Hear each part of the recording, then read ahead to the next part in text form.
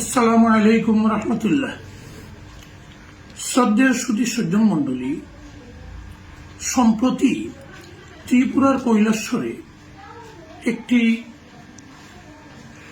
অনুষ্ঠানে পবিত্র কুরআন তেলাওয়াত নিয়ে কিছুটা বিতর্ক দেখা দিয়েছে।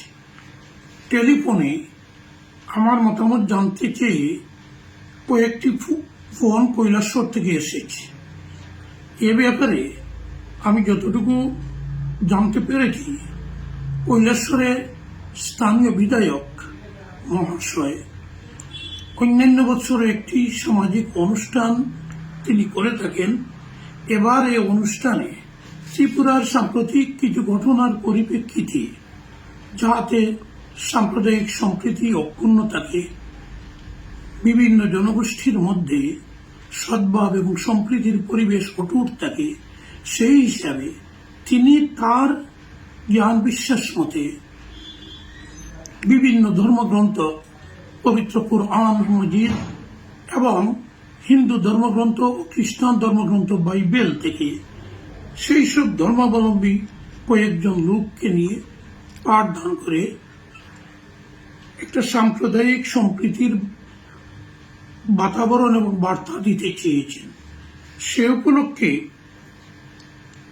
এই অনুষ্ঠান শুরুর প্রাক্কালে কৈলাসহরের কিছু আলিম সমাজ সেখানে সমবেত হয়ে বিধায়ক মহাশয়ের এবং তার সহযোগীদের অনুরোধে সাম্প্রদায়িক সম্প্রীতি, সদ্ভাব এবং ঐক্য বজায় রাখার উদ্দেশ্যে কিছুক্ষণ পবিত্র কুরআন মজিদ তেলাওয়াত করেছেন।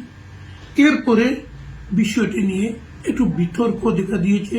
সমাজ মাধ্যমে বিরূপ আলোচনা সমালোচনা শুরু হয়েছে। এ ব্যাপারে আমি অত্যন্ত বিনম্রভাবে সকলের কাছে অনুরোধ করব, বিষয়টি অত্যন্ত স্পর্শকাতর। সমগ্র ভারতবর্ষ সহ ত্রিপুরায়ও ইতিপূর্বে কিছুটা সাম্প্রদায়িক সম্প্রীতি প্রতি হুমকি স্বরূপ বিক্ষিপ্তভাবে কিছু ঘটনা ইদানিংও ঘটেছে, অতীতেও ঘটেছে। সেই পরিপ্রেক্ষিতে উদ্দেশ্য খুব মহৎ, উদ্যোক্তাদের উদ্দেশ্য খুব মহৎ। তারা বিভিন্ন জনগোষ্ঠী এবং সম্প্রদায়ের মানুষের মধ্যে শান্তি সম্প্রীতির বাতাবরণ সৃষ্টির উদ্দেশ্যে এ আয়োজন করেছেন। তারা ধর্মীয় ব্যাপারে অত্যন্ত নিবিড়ে গিয়ে ধর্মীয় বিধান বা মসলা সম্বন্ধে তারা অবহিত নন। যাই হোক, এই মহৎ উদ্দেশ্যে যারা তেলাওয়াত করেছেন পবিত্র কোরআন, তাদের উদ্দেশ্য আমি ভালো ধারণা করব, তাদের উদ্দেশ্য মহৎ, যাতে ত্রিপুরার হিন্দু, মুসলিম, খ্রিস্টান, ট্রাইবেল সমস্ত জনগোষ্ঠীর মধ্যে একটা শান্তি সম্প্রীতির বাতাবরণ স্বরূপ একটা বার্তা যায়। এর পরবর্তীতে যে বিতর্কটা দেখা দিয়েছে, যারা প্রতিবাদ করছেন, বিতর্কে অংশ করছেন, তাদের উদ্দেশ্য আমি খারাপ বলবো না, তাদের উদ্দেশ্য মহৎ। তারাও পবিত্র কুরআন শরীফের মর্যাদা এবং সম্মান রক্ষার জন্য তারাও তাদের জ্ঞান বিশ্বাস মতে এই সমালোচনা করছেন এবং বিতর্কে অংশগ্রহণ করছেন। যেহেতু বিষয়টি অত্যন্ত স্পর্শকাতর, এটার সঙ্গে ভারতবর্ষের সাম্প্রতিক পরিস্থিতি, বিভিন্ন ধর্মগোষ্ঠী জাতিগোষ্ঠীর মধ্যে বিভিন্ন স্থানে যে ধরনের হিংসা বিদ্বেষের ঘটনা, পার্শ্ববর্তী বাংলাদেশেও কিছু বিক্ষিপ্ত ঘটনা, সেই পরিপ্রেক্ষিতে আমাদের দেশে এবং ত্রিপুরায় ও সব জনগোষ্ঠীর মধ্যে জাতীয় ঐক্য, সাম্প্রদায়িক সম্প্রীতি বহাল রাখার জন্য সচেষ্ট হওয়া আমাদের জাতীয় কর্তব্যের মধ্যে পড়ে।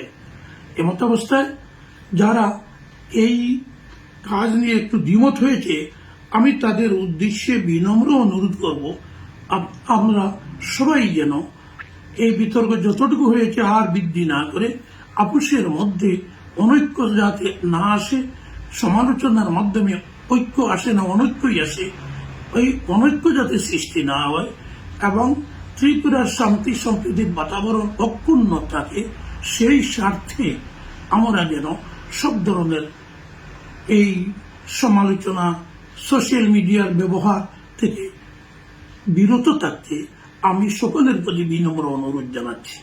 বিষয়টি যেহেতু ধর্মীয় দিক দিয়ে অত্যন্ত স্পর্শকাতর, সেই হিসাবে আমি এবং উত্তর পূর্ব ভারতের আমিরে শরীয়ত হযরত মাওলানা ইউসুফ আলী সাহেবের কর্ণগোচর হয়েছে বিষয়টি।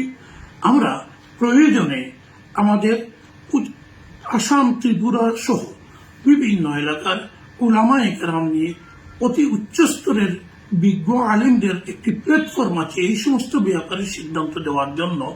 সেটা হচ্ছে ফিকহ কাউন্সিল। প্রয়োজনে আমরা ফিকহ কাউন্সিলের সভা আহ্বান করে বিজ্ঞ উলামায়ে কেরামের মতামত গ্রহণ করব এবং এর ব্যাপারে আমিও এককভাবে কোনো ফতোয়া বা মতামত ব্যক্ত করব না এবং বাকি সকলকেও ব্যক্তিগতভাবে কোনো মতামত ব্যক্ত না করে, যেহেতু অত্যন্ত ধর্মীয় নিগুড় বিষয়, স্পর্শকাতর বিষয়, যেটার সঙ্গে রাজ্য এবং দেশের সাম্প্রদায়িক সম্প্রীতি জড়িত, সেই বিষয়টি প্রয়োজনে আমরা ইসলামিক ফিকহ একাডেমি এবং ইসলামী ফিকহ কাউন্সিল সভা ডেকে এই ব্যাপারে আলোচনা করে একটা সুন্দর সিদ্ধান্ত দেওয়ার চেষ্টা করব এবং এই বিষয়টা যেন আর সংবাদ মাধ্যমে, সোশ্যাল মিডিয়ায় আলোচিত না হয়। বৃহত্তর স্বার্থে, ধর্মের স্বার্থে, পবিত্র কোরআন মজিদের সম্মানের স্বার্থে আমরা সবাই যেন বিরত থাকি, এই বিনম্র আবেদন জানিয়ে আমার অনুরোধ, আমার আলোচনা এখানেই সমাপ্ত করলাম। ধন্যবাদ, শুকরিয়া।